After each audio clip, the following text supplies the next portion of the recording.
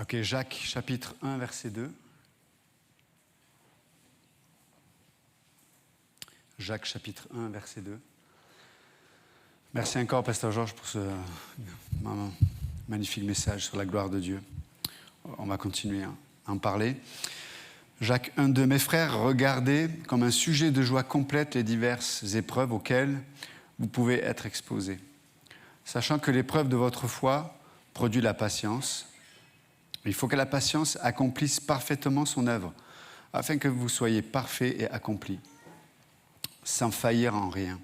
Si quelqu'un d'entre vous manque de sagesse, qu'il la demande à Dieu, qui donne à tous simplement et sans reproche, elle lui sera donnée. Mais qu'il la demande avec foi, sans douter, car celui qui doute est semblable au flot de la mer, agité par le vent et poussé de côté et d'autre. 1 Pierre 1,6.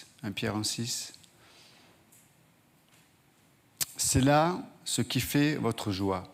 Quoique maintenant, puisqu'il le faut, vous soyez attristés pour un peu de temps, par diverses épreuves, afin que l'épreuve de votre foi, plus précieuse que l'or périssable, qui cependant est éprouvé par le feu, ait pour résultat la louange, la gloire et l'honneur lorsque Jésus-Christ apparaîtra.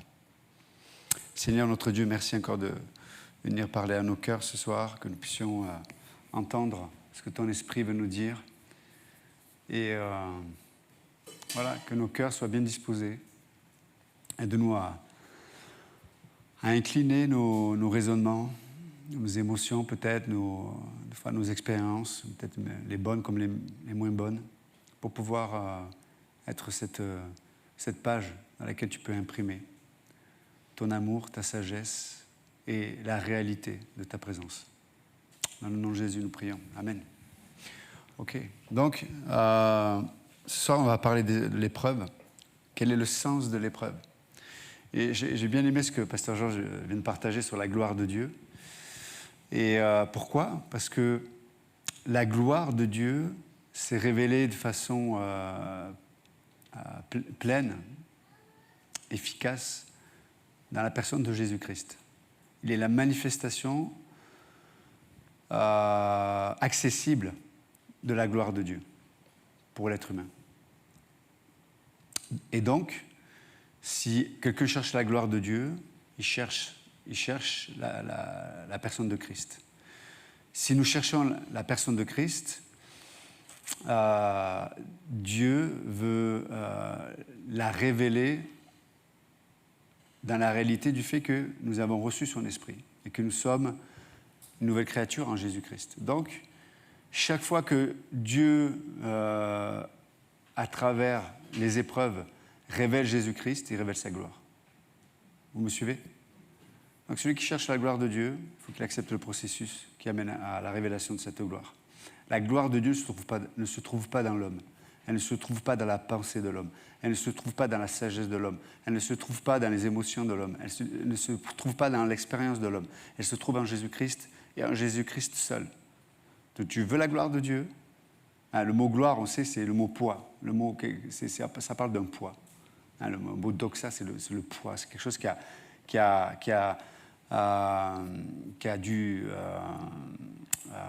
de l'épaisseur, quelque chose qui pèse, quoi. C'est pas quelque chose de léger, c'est pas quelque chose qui s'envole au vent. J'ai pas dit de vol au vent, qui s'envole au vent, parce que j'ai vu qu'il y en a qui commençaient à se lécher les babines. Mais c'est pas quelque chose qu'on peut qui peut changer par les situations non. La gloire de Dieu, c'est quelque chose qui a de la substance, quoi. C'est-à-dire que quand tu vis quelque chose, quand tu as des questionnements, quand tu vis des épreuves, comme on va en parler, quand tu vis des questionnements, quand tu vis quand la réalité de la vie t'amène et te tape en plein visage, il y a quelque chose de solide en toi. Encore une fois, ce n'est pas tes raisonnements, ce n'est pas ton expérience, ce n'est pas tes émotions, c'est la gloire de Dieu, la personne de Christ. Donc, plus tu laisses la personne de Christ être manifestée dans ta vie, plus la gloire de Dieu va te permettre de ne pas être déplacé quand les tempêtes avec le vent et la pluie va souffler.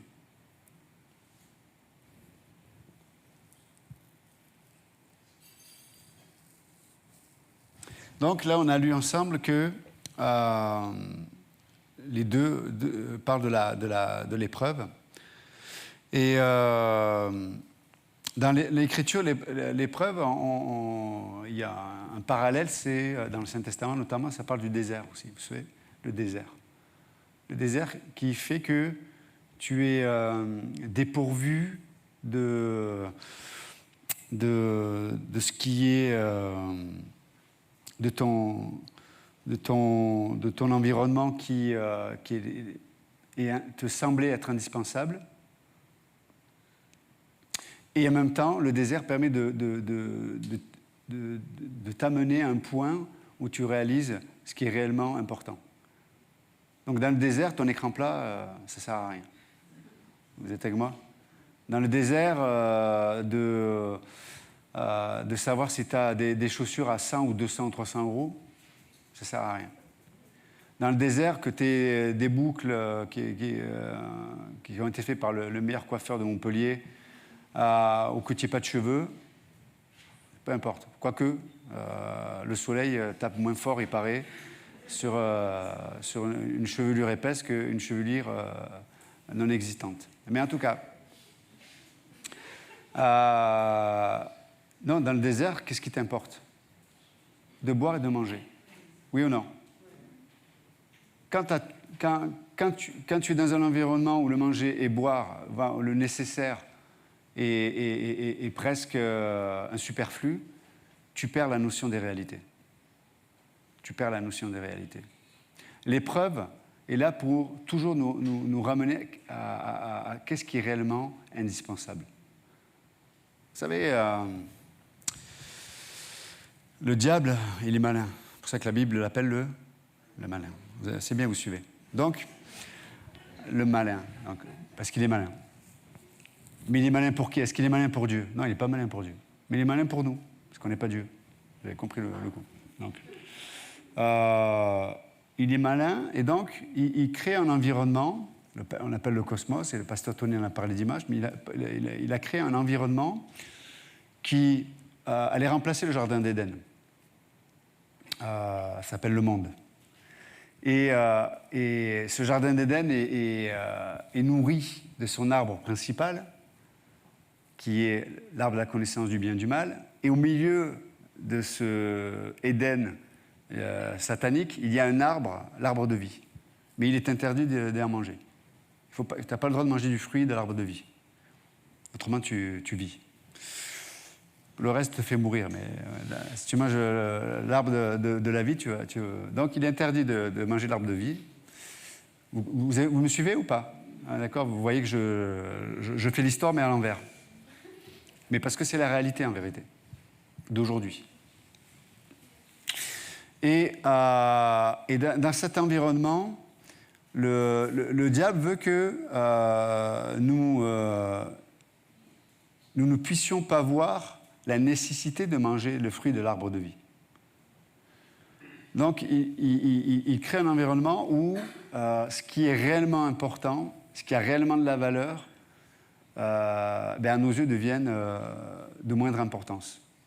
C'est pour ça que vous pouvez voir des gens avec le temps qui, au départ de leur vie chrétienne, prenaient des décisions de se dire « Non, je ne prendrai pas un travail si ça m'empêche d'être au culte ». D'être là où il a le corps, etc. etc. Puis au bout de quelques années, c'est comme ils ont acquis une telle maturité spirituelle, un tel niveau de spiritualité, qu'ils peuvent maintenant travailler, rater les cultes, etc. Il faut se poser la question, mes amis. Est-ce qu'il n'y a pas quelque chose là qui ne va pas? Il y a quelque chose qui ne va pas. Donc, Dieu, dans son amour, va mettre le désert. Petit désert. L'épreuve. Et dans ton confort, dans ton environné d'écrans plats, de beaux parquets, de facilité, parce qu'aujourd'hui, on veut de la facilité, hein, fast-food, à tous les niveaux. La nourriture, comme il faut appuyer sur une télécommande pour ouvrir la porte, pour la fermer.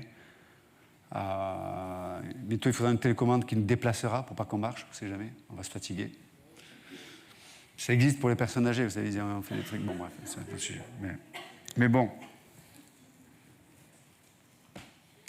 Mais ça, on peut comprendre. Une personne âgée, elle ne peut plus marcher, c'est compréhensible. Mais quand tu as 20 ans, c'est là où c'est grave.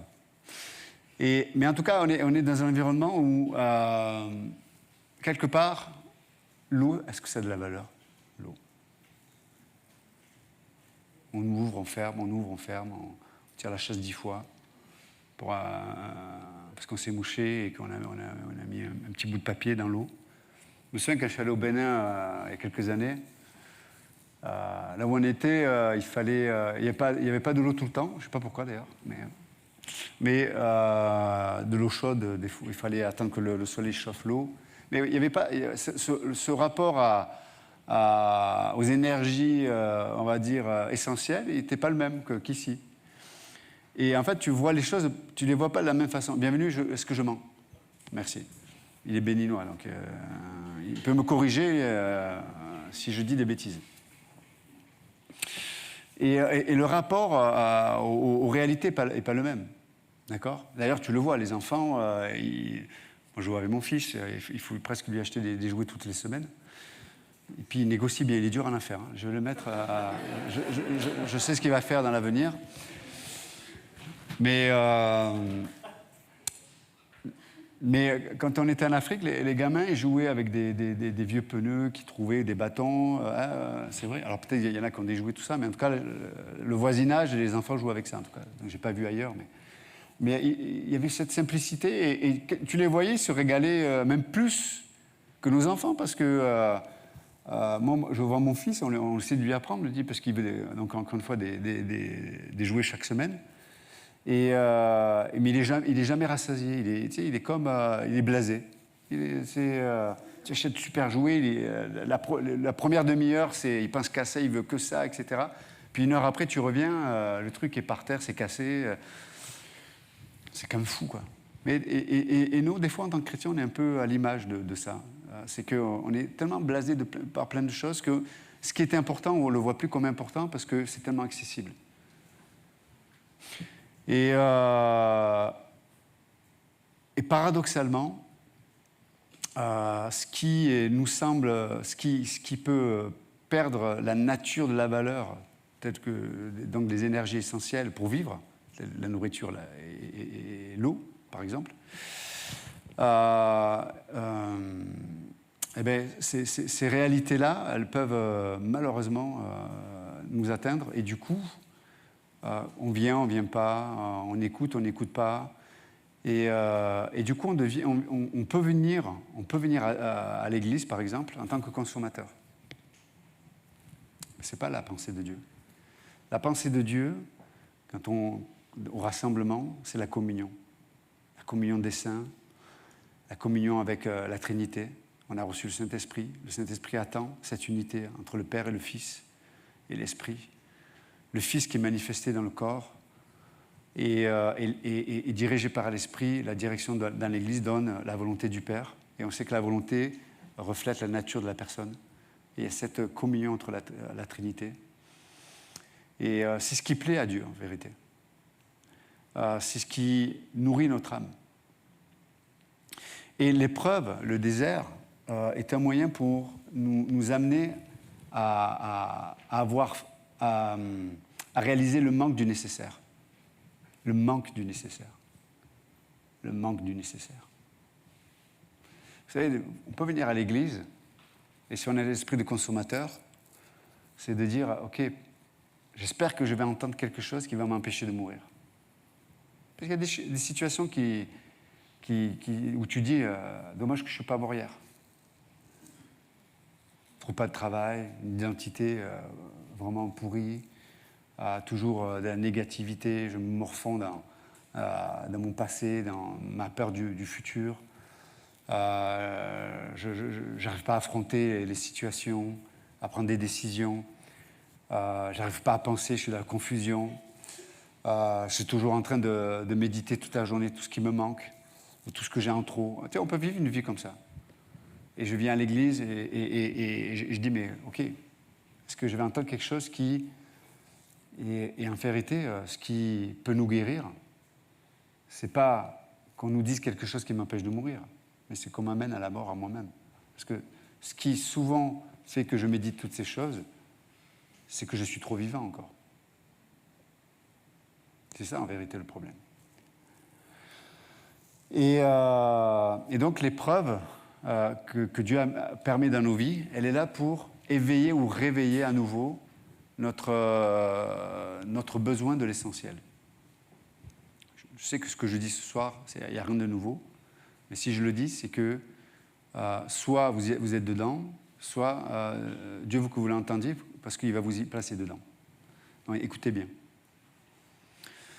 Et donc, j'aime ces passages parce qu'ils nous expliquent le pourquoi, le processus. Vous savez, je l'ai dit il n'y a pas longtemps, mais je le répète. Dieu nous fait passer par l'épreuve parce que l'épreuve a pour finalité de nous faire grandir. Et grandir, c'est être un peu plus à l'image de Jésus-Christ. Et être un peu plus à l'image de Jésus-Christ, c'est refléter de plus en plus sa gloire. D'accord ? Grandir. Et qu'est-ce qui fait grandir? Le processus ou la solution?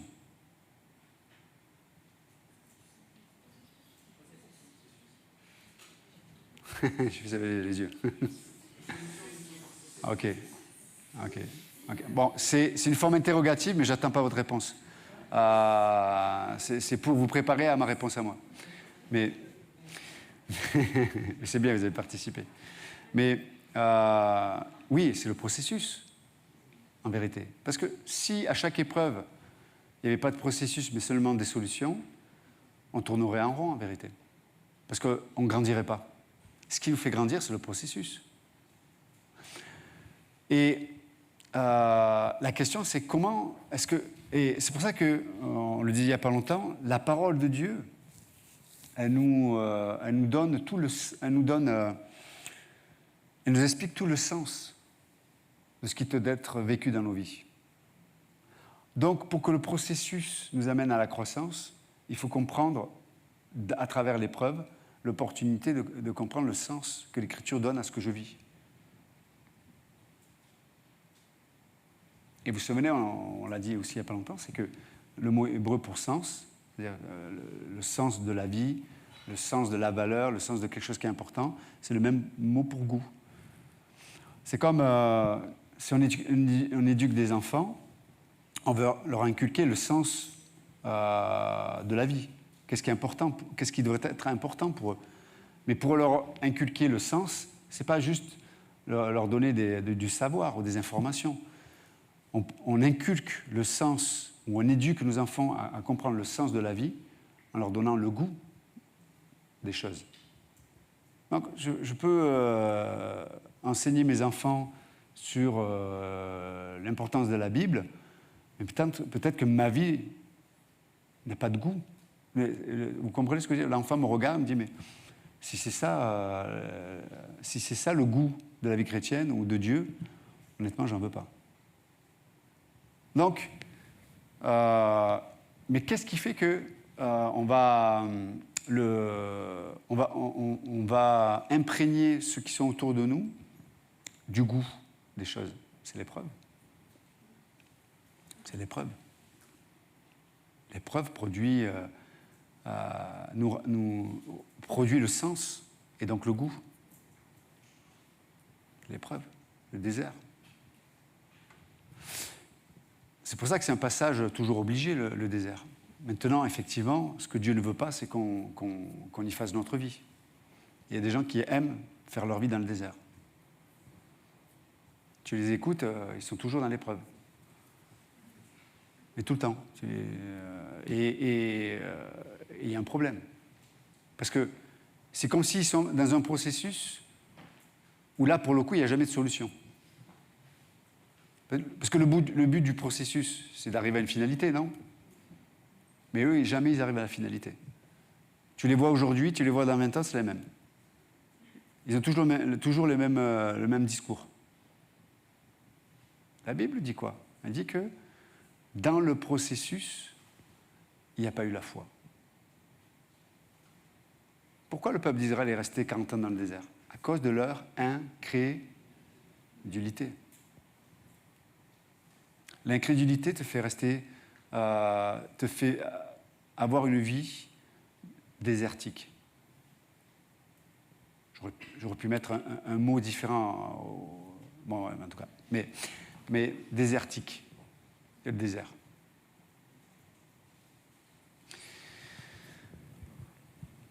Donc, qu'est-ce que veulent nous enseigner les apôtres à travers ces passages-là?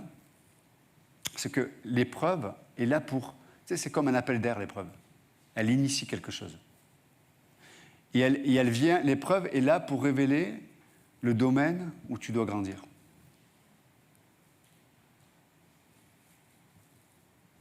Intéressant, non?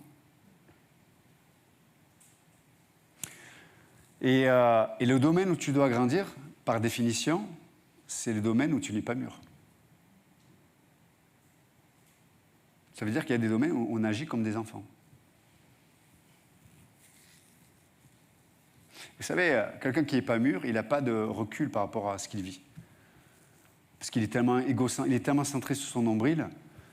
On l'a dit il n'y a pas longtemps, mais quand tu entends des gens qui ont 45 ans, qui sont mariés depuis 20 ans et qui disent, bon, je ne vais pas le dire parce que c'est enregistré, mais avec mon épouse, on avait connu un couple qui n'était pas chrétien, mais où la personne, à un moment donné, du jour au lendemain, on l'entend nous dire, mais ça suffit, maintenant il faut que je pense à moi.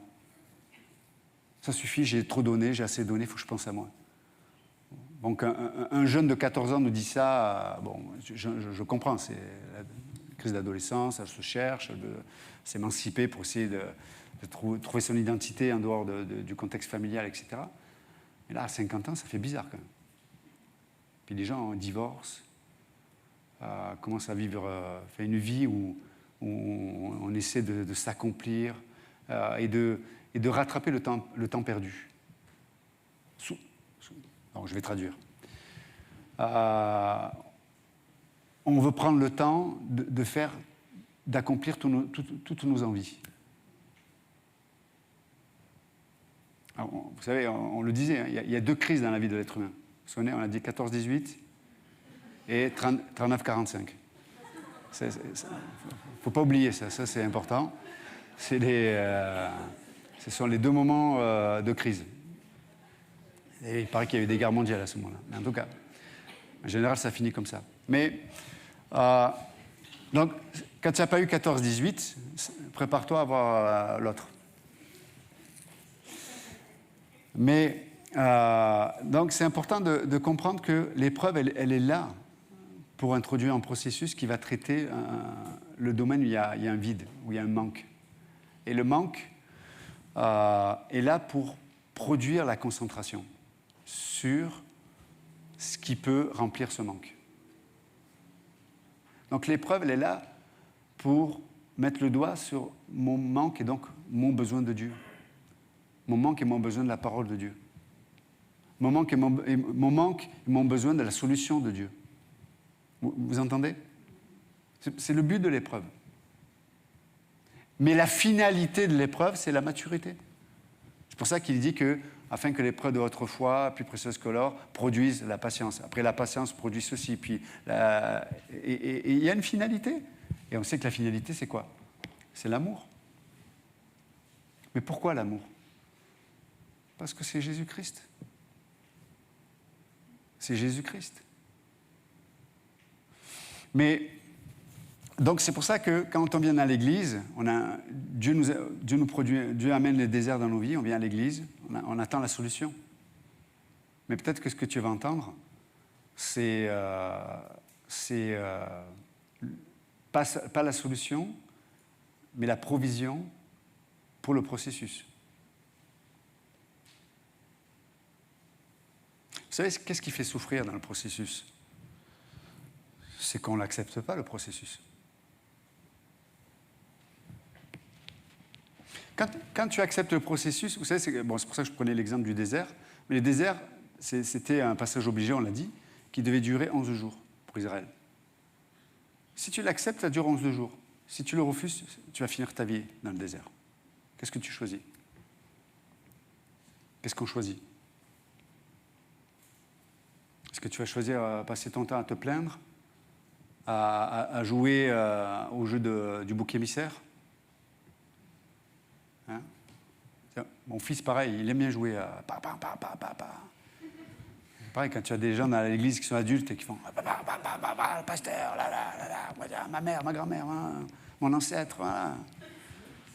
À l'époque de l'homme de Cro-Magnon, c'est mal passé.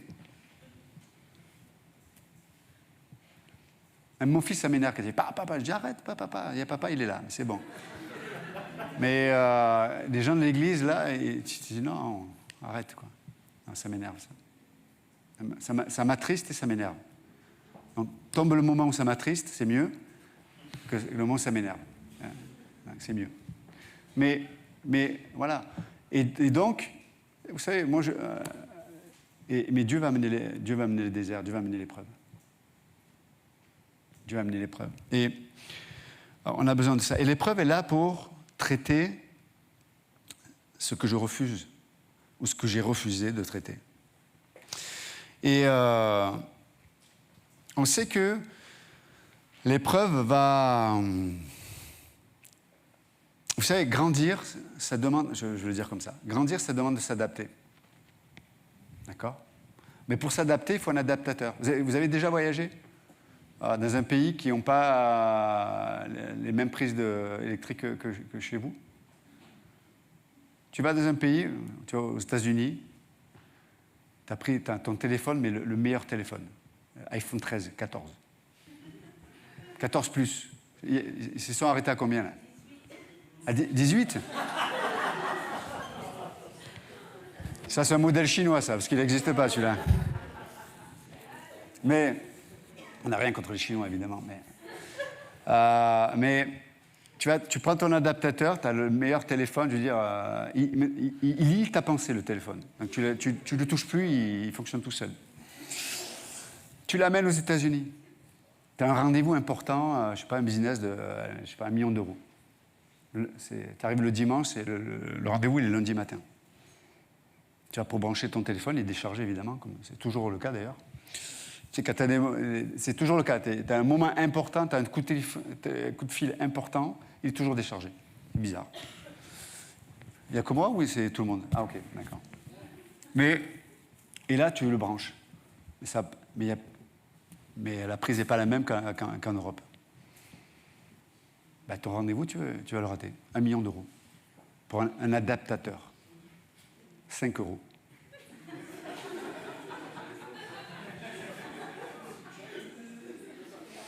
Et donc, Dieu veut nous faire grandir. Pour grandir, il faut s'adapter. Et pour s'adapter, il faut un adaptateur. Et dans tout ce que Dieu va placer devant nous, il faut accepter de prendre les adaptateurs que Dieu nous propose. Ce n'est pas moi qui vais avec un adaptateur japonais aux États-Unis en disant « j'ai l'adaptateur, ça doit fonctionner ». Non, il faut l'adaptateur américain. C'est aux États-Unis. Vous êtes avec moi ou pas? Ok. Sauf qu'il y a des gens, les chrétiens, ils ont leur adaptateur à eux, dans l'épreuve. Ils disent, mais c'est pasteur, ça ne marche pas. Ah oui, mais fais voir. Ah, mais c'est japonais ce truc, c'est pas là, t'es en Amérique, là, c'est pas pareil.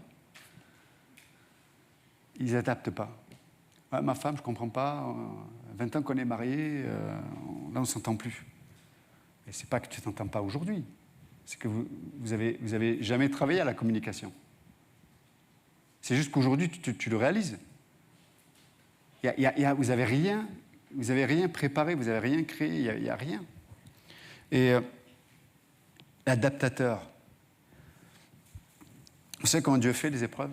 C'est comme des gens qui... mettons, le mari, il est né dans une famille où ce qui régnait, c'était la loi du silence. Personne ne parlait.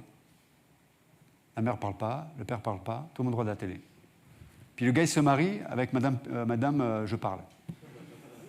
Et elle, Elle a besoin d'entendre que tu m'aimes, que tu me parles, que tu me dises des choses. Que, tu sais, elle est là dès qu'il arrive, dès qu'il ouvre un œil.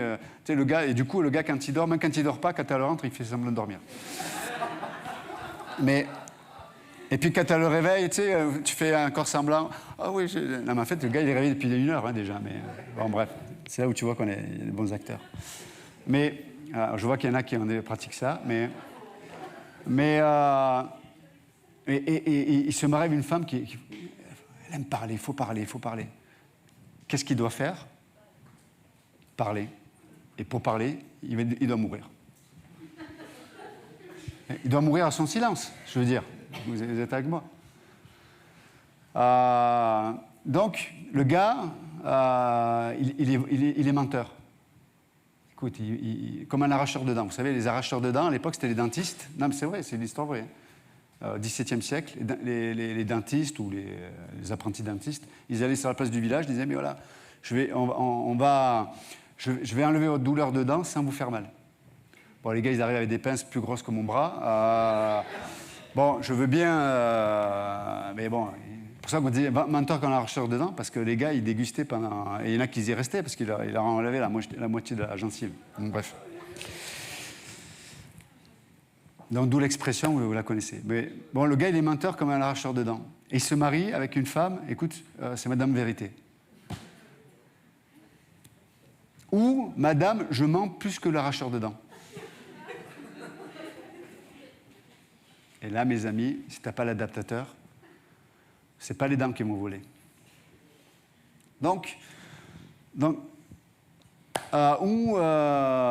ne sais pas, moi, tu vois, des fois, on est dans un autre bulle, hein, tu sais, on est religieux, et puis Dieu nous place dans un travail où vraiment, tes partenaires, c'est des cochons. Ils aiment la boue. Je veux dire un mot avec un M, mais ils aiment la boue. Et les gars, ils parlent, on en parlait tout à l'heure avec quelqu'un, Jonathan, c'est les collègues de travail, ça, voilà. Dès qu'ils ouvrent la bouche, ça sent. Tu pues, non? Peut-être tu as le masque, mais c'est bizarre, ça sent. Et les gars, ils parlent que de fesses, que de trucs pourris, que de critiques, que de... Mais Dieu permet ça pour travailler quelque chose. Pas pour que tu apprennes à regarder comme eux, ça c'est sûr, mais pour que tu saches qu'il y a un monde qui existe vraiment, quoi. Et qu'est-ce que tu fais avec ça? Comment tu travailles tes pensées? Donc, il y a plein de... Donc, Dieu amène des épreuves dans nos vies. Dieu amène des épreuves. Mais Dieu amène toujours l'adaptateur dans l'épreuve. Si je prends l'adaptateur, je suis adapté. Et si je suis adapté, je grandis. Et si je grandis, je reflète Jésus-Christ, de plus en plus. Vous suivez la logique? Donc, il n'y a pas de raccourci, mes amis. Ça n'existe pas. Il faut du temps. Il faut du temps. Et nous, où on a du mal avec le temps, c'est qu'on est impatient. D'où, je reviens un peu à ce que je disais, on est dans un monde, on est dans un jardin de non-Éden, où l'énergie qui nourrit ce monde, c'est l'impatience. On veut tout rapidement, tout. On veut la facilité. Tout facile. Et même, on veut un Dieu facile. Claque des doigts. Dieu, parle-moi. Dieu, agis. Dieu. Et mes amis, on parle de Dieu, là. J'en parlais tout à l'heure avec week-end guérison. C'est-à-dire, on commande à Dieu qui va guérir ce week-end-là. Le reste du temps, il ne guérit pas. Mais là, ce week-end, parce qu'on a imprimé un papier qu'on a mis sur le mur, on a invité des gens, il va envoyer. Là. Mais on parle de quel Dieu, là? De quoi tu parles? C'est un objet? C'est quoi? C'est quoi? Même ta femme, tu ne la traites pas comme ça. Mais parce que c'est Dieu qu'on ne le voit pas, tu le commandes, Dieu? C'est quoi? Vraiment, c'est insultant.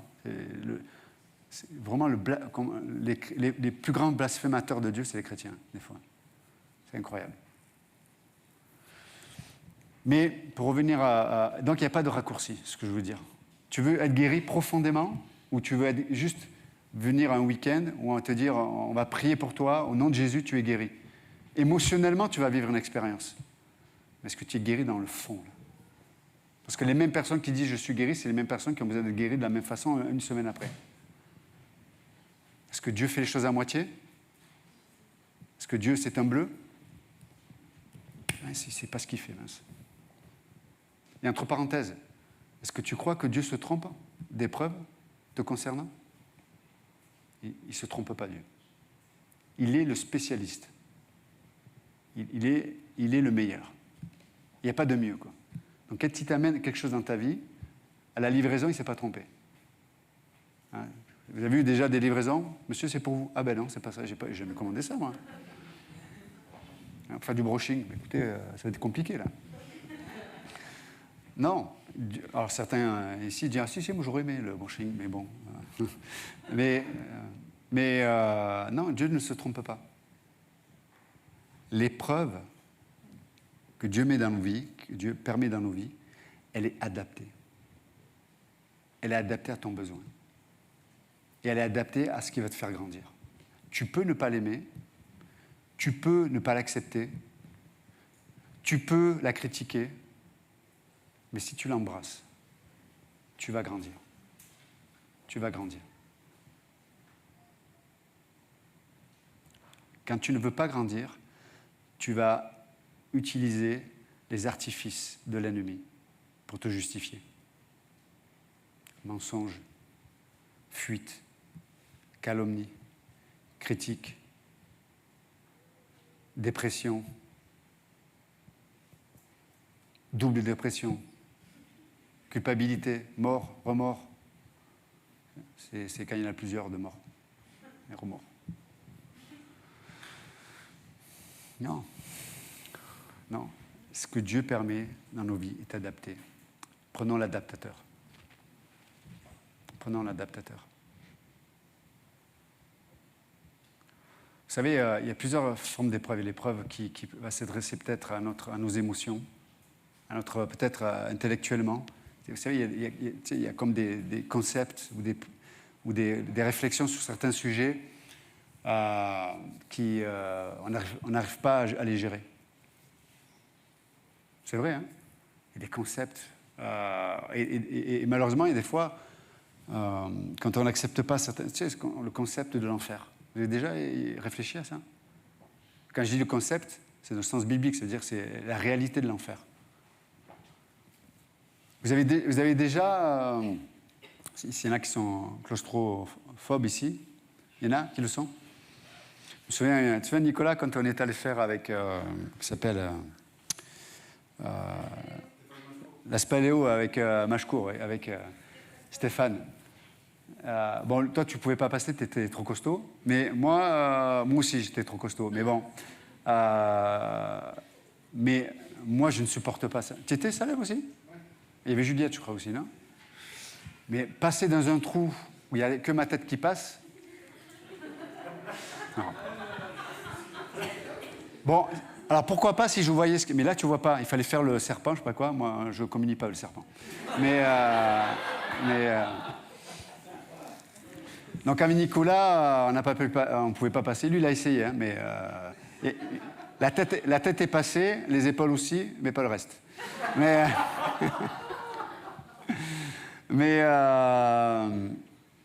imaginez-vous, coincé dans un endroit, dans un trou, où il n'y a que ta tête qui passe, mais il y a ton corps avec. Hein. Il fait noir, tu ne vois pas le sortie, et tu es bloqué là toute ta vie.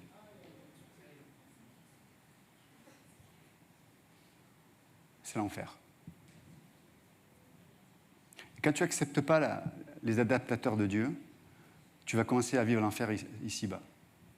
Tu es dans un trou, tu es coincé, tu ne vois rien, et tu y restes. Mais sur le concept de l'enfer, c'est quand même, quand tu y penses là, juste, je donne cet exemple, mais moi, honnêtement, pour moi, déjà, ça c'est l'enfer pour moi. Tu vois, imagine-toi si ton âme, tu meurs, ton âme, elle est surtout aux endroits, elle est coincée. C'est ça l'enfer. C'est-à-dire que rien pourra rassasier, rien pourra te sécuriser, rien pourra nourrir une forme d'espoir en enfer, pour l'éternité. Intellectuellement, je vous le dis, mais je ne le comprends pas. Et tu vois, si tu commences à raisonner sans la foi, sans la parole de Dieu, n'oubliez pas, toutes les clés indispensables pour vivre et sortir de l'épreuve se trouvent dans la parole de Dieu. Donc, si tu ne rejoins pas la parole de Dieu dans le process, tu ne pourras jamais trouver la solution de Dieu. C'est incroyable. Donc, tu peux avoir tu peux avoir aussi des épreuves psychologiques. Voilà, j'ai vécu ça dans le passé, et tu n'arrives pas à sortir de ça, quoi. J'ai vécu ça dans le passé, voilà, j'ai été battu, j'ai été rejeté, il y avait des préférences dans la famille, il y a eu des abus, machin, etc. Et toute ta vie, tu restes coincé là-dedans, quoi. C'est une épreuve aussi. Mais il y a un processus qui va t'amener, qui lui-même est la solution qui t'amène à la solution de Dieu, qui va te faire grandir. C'est-à-dire que tu vas avoir un regard, tu vas avoir un rapport à ces blessures, à ce passé, où il y aura du recul, il y a de la maturité. Tu ne peux pas changer ton passé, mais ta façon de le voir, le recul que tu y prends et le regard que tu vas avoir fait que ça va te faire grandir. Ce même passé qui t'a fait mal. Vous imaginez? Toutes sortes d'épreuves, épreuves émotionnelles. Les gens qui sont comme des sangsues, ils ont besoin du regard de l'autre, ils ont besoin de l'attention de l'autre. C'est comme ils ne peuvent pas vivre autrement. Mais Dieu va peut-être permettre des situations où ils vont être seuls. Et dans leur solitude, ils vont devoir rencontrer Dieu. Et ça va guérir leurs émotions. Donc, c'est important de comprendre ça. Et juste pour finir, c'est que Dieu ne se trompe pas. L'épreuve, on l'a dit, et qu'elle est nécessaire dans nos vies. Le désert nous ramène à retrouver le goût de ce qui est important. Et quand on retrouve le goût de ce qui est important, c'est là où on va pouvoir découvrir la solution de Dieu qui amène la guérison. Qui amène la guérison. Donc, il y aurait plein de choses à dire. Je regarde juste mes notes. Comme j'ai travaillé un petit peu, donc c'est enregistré, j'espère, un peu, non? Oui. Ok, alléluia. Alors, je dis ça, je dis rien. On apprend, écoute, ça c'est bien ça. Parce que des fois j'ai écrit des choses bien. Il y a deux choses. Première phrase, le pire dans la vie, ce n'est pas la difficulté, mais la gratuité. C'est bon ça? Ça illustre un peu ce que je viens de dire. Le pire dans la vie, ce n'est pas la difficulté, mais la gratuité. C'est-à-dire la solution sans processus. C'est ça en fait, la gratuité. Solution sans processus. Pas de croissance. Rien. Tu n'es pas transformé, tu n'es pas changé. D'accord? C'est pas ce que le monde nous propose aujourd'hui? C'est pas en tout cas, c'est pas ce que Dieu nous propose. Mais la chose que je voulais dire, c'est on apprend de ce dans quoi on a trébuché. Et là, quand je dis trébucher, je ne parle pas de ce qui nous fait tomber, hein. Mais de ce qui a créé la réalité dans ma vie. C'est ça, en fait. Ce qui a créé la réalité. La réalité de la réalité de la présence de Dieu. La réalité, par exemple, quand on parle de l'amour de Dieu. Eh bien, en tout cas, j'apprends de ce dans quoi j'ai trébuché. Ce qui produit la réalité dans ma vie. Produit la réalité de l'amour de Dieu, de la patience de Dieu, etc., etc., etc. C'est extraordinaire. Donc, voilà, je lis juste encore le verset. Avant de le lire, il y a une autre chose qu'il faut se rappeler, c'est que le diable nous propose d'exister à notre place. D'accord? Chaque fois que je dis « je », le « je » qui qui me place au-dessus de la parole de Dieu, psychologiquement, émotionnellement, etc., etc., on laisse le diable exister à notre place. C'est intéressant, non? Et l'épreuve, elle a le... Je vais le dire, c'est une autre façon de le dire, mais l'épreuve que Dieu amène dans nos vies, elle est là pour nous amener alors je le dis, c'est les psychologues qui parlent de ça, mais ils ne parlent pas de l'épreuve, mais en tout cas moi je l'ai traduit comme ça.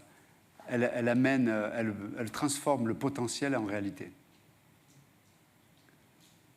C'est intéressant. Vous savez, des fois, il y a des gens qui viennent me voir et disent, mais ouais, pasteur, tu sais, ouais, tel problème dans mon couple, avec mon mari. Et moi, des fois, sincèrement, je dis, mais ton mari, tu sais, il a un bon fond. Il me dit, ouais, mais bon, j'en ai marre de vivre avec un scaphandre. Parce que pour aller dans les fonds, il faut un scaphandre. Et je peux comprendre que les gens ne veulent pas vivre toute leur vie avec leur scaphandre. Tu as envie que le mari, à un moment donné, il se dit, c'est bien, tu as le potentiel, mais quand est-ce que je vais le voir? Tu sais, c'est comme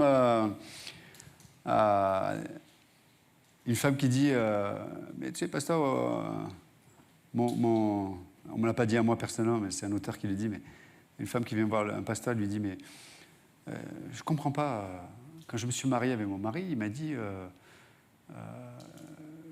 qu'il m'aimerait pour le meilleur et pour le pire. Ma question, pasteur, c'est à quel moment il va commencer à m'aimer? Bonne question, ça. Parce que le pire n'est pas arrivé encore. Mais l'épreuve, elle est là. Elle transforme le potentiel. C'est-à-dire le potentiel, c'est ce que Dieu dit de nous, en réalité. Ça, c'est merveilleux, non? C'est ce que fait l'épreuve. Donc, est-ce que vous pensez que Dieu va nous épargner l'épreuve? Non. Est-ce que c'est comme si on demandait à un parent, on dit, mais est-ce que vous faites tout le nécessaire pour faire en sorte que votre enfant ne grandisse pas? Si un parent fait ça, il est malade, non? Ok? Est-ce que vous pensez que notre Dieu, notre Père, il va nous exempter de tous les moyens de nous faire grandir? Non, il va au contraire. Il va faire le maximum pour qu'on puisse grandir. Et l'épreuve, c'est le moyen le plus puissant dans nos vies.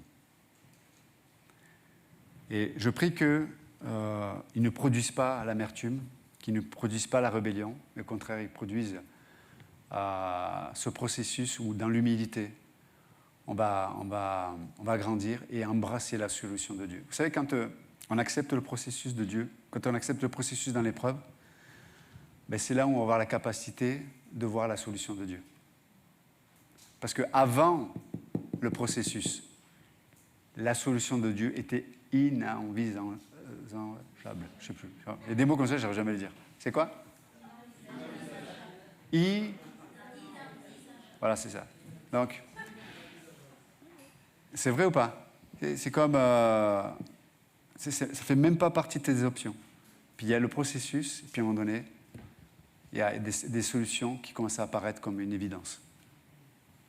Amen. Seigneur, bénis le reste de cette soirée, et puis que ta gloire, comme on l'a entendu de la part de Pasteur Georges, soit évidente dans nos cœurs, nos pensées, nos décisions, nos confessions, nos relations, afin que, en toute chose,